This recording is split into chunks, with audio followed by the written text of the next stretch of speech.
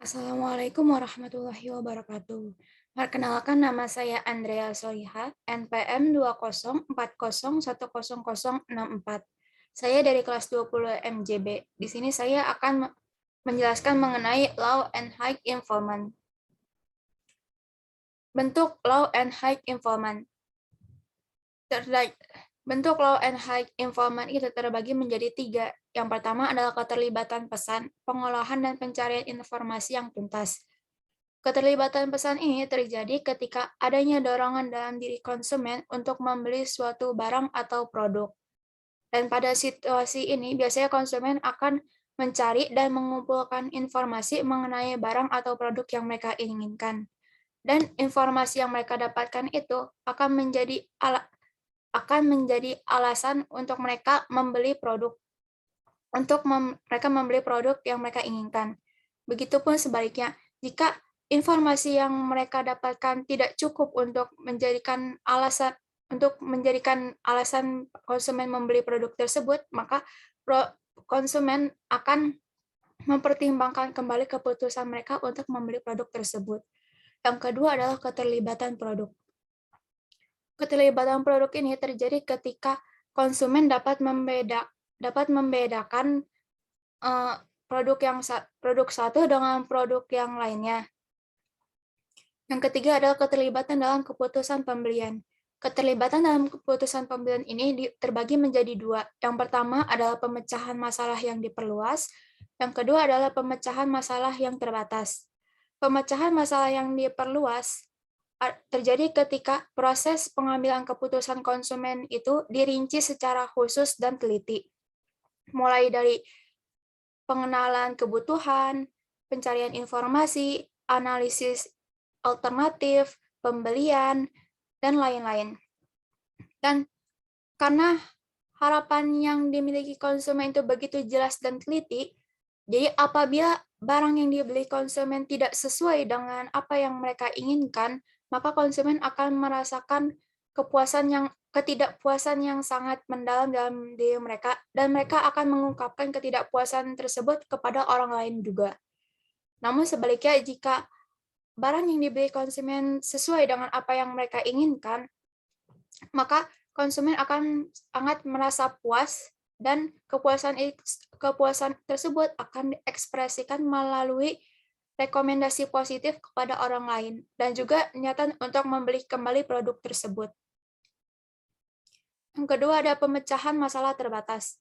Pemecahan masalah terbatas adalah pemecahan masalah yang memiliki usaha dan waktu yang lebih besar.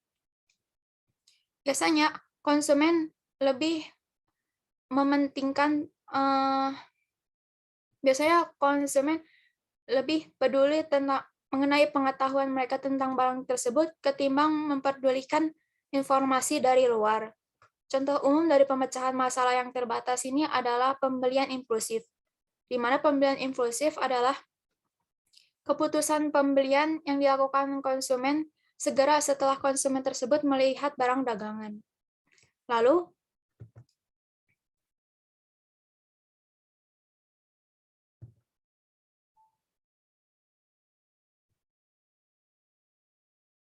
ada penerapan law and high involvement. Penerapan dalam komunikasi pemasaran dikenal dengan istilah central road dan peripheral road. Central road biasanya terdapat dalam produk high involvement, di mana ketika konsumen ingin memilih atau membeli produk high involvement, konsumen cenderung memperhatikan manfaat, harga, fitur, atau fasilitas yang dimiliki oleh produk tersebut. Sedangkan peripheral road biasanya terdapat dalam produk low involvement, di mana ketika konsumen ingin membeli produk tersebut, konsumen cenderung hanya memperhatikan dari kemasannya saja atau dari informasi yang disampaikan mengenai produk tersebut. Lalu ada klasifikasi produk low and high involvement. Yang pertama adalah produk dengan low involvement. Biasanya produk low involvement ini tidak memiliki perbedaan signifikan antara merek yang satu dengan yang lainnya, dan harganya pun lebih murah. Contoh umum dari barang low informant adalah seperti susu, gula, telur, beras, tusuk gigi, tisu, dan sebagainya. Ciri-ciri produk low informant. Yang pertama, harga rendah. Produk dengan keterlibatan rendah biasanya memiliki harga yang rendah. Itulah sebabnya konsumen tidak perlu berpikir dua kali sebelum mereka membeli produk tersebut. Yang kedua adalah faktor risiko rendah. Ketika konsumen membeli produk dengan keterlibatan rendah dan produk tersebut tidak sesuai dengan ekspektasi mereka, maka konsumen tidak begitu merasa rugi atau kekecewaan yang besar terhadap produk tersebut. Yang ketiga adalah sedikitnya perbedaan. Maksudnya adalah produk dengan merek yang satu dengan merek yang lainnya pun tidak ada perbedaan yang signifikan dari mulai segi kualitas, bentuk, warna, dan lain sebagainya. Yang keempat adalah peralihan merek.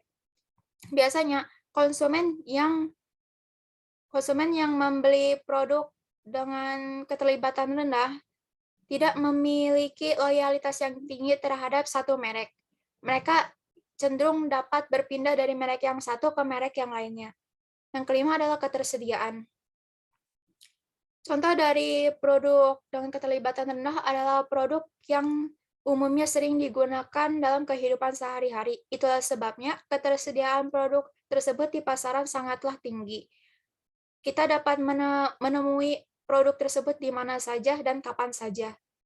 Yang keenam adalah pembelian berulang. Karena produk dengan keterlibatan rendah adalah produk yang selalu digunakan dalam kehidupan sehari-hari, maka konsumen akan terus-menerus membeli produk tersebut setiap saat, setiap harinya. Yang ketujuh adalah pembelian impulsif. Seperti yang dijelaskan sebelumnya, pembelian impulsif adalah suatu keputusan pembelian yang dibuat oleh konsumen tanpa pemikiran atau perencanaan sebelumnya. Lalu ada strategi pemasaran produk low informant. Strategi pemasaran produk low informant dapat dilakukan dengan pertama in-store promotion atau in-store display. Penjual juga dapat mengemas produk tersebut dengan pemasaran yang eye-catching atau menerapkan promosi harga seperti diskon harga atau kupon promosi. Penjual juga dapat menautkan produk tersebut dengan masalah yang memiliki keterlibatan yang tinggi. Contohnya seperti Coca-Cola. Coca-Cola menautkan merek mereka dengan kebahagiaan, kebersamaan, atau harmoni. Sekian dari saya. Wassalamualaikum warahmatullahi wabarakatuh. Dalam keluarga